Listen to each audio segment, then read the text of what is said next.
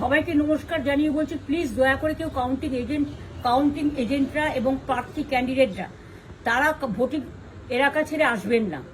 Strong রুমে যেখানে counting হচ্ছে, মানে সেন্টারে, সেখান ছেড়ে কেউ আসবেন না। এটা বিজেপির প্ল্যান। প্রথম 2-3 রাউন্ডে আমি কালকে থেকেই বলছি যে ওদেরগুলো আগে দেখাবে, আমাদেরগুলো পরে দেখাবে। এবং অনেক জায়গায় 2-3 রাউন্ড কাউন্টিং করার পরে প্রায় 100টা জায়গায় কাউন্টিং বন্ধ করে রেখে দিয়েছে। এবং কল্যাণীতে ধরা পড়েছে 7টা মেশিন, যেখানে কোনো মিল নেই। এটা টোটাল ফোর্সফুলি সেন্ট্রাল ফোর্সকে দিয়ে চারিদিকে তৃণমূল কংগ্রেসের উপর অত্যাচার করছে, অফিস ভাঙছে, জোর করে দখল করছে।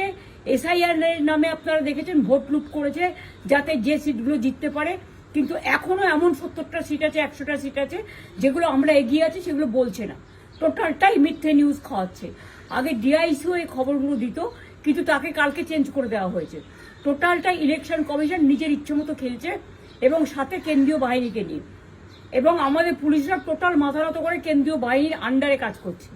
সুতরাং আমি আমাদের কাউন্টিং এজেন্টদের, আমাদের সমস্ত পার্টির কর্মীদের বলবো, অত মন খারাপ করার কারণ নেই। আমি বলেছিলাম সূর্যাস্ত পরে আপনারা জিতবেন। 3 রাউন্ড 4 রাউন্ড কাউন্ট হলেও এটা 14 রাউন্ড থেকে 18 রাউন্ড কাউন্ট হয়, তখন আপনারা জিতবেন। Wait and see, watch. আমরা সবাই আপনাদের সাথে আছি, আপনারা কেউ ভয় পাবেন না, নিশ্চিন্তে থাকুন। আমরা বাঘের বাচ্চার মতো লড়াই করে যাবো।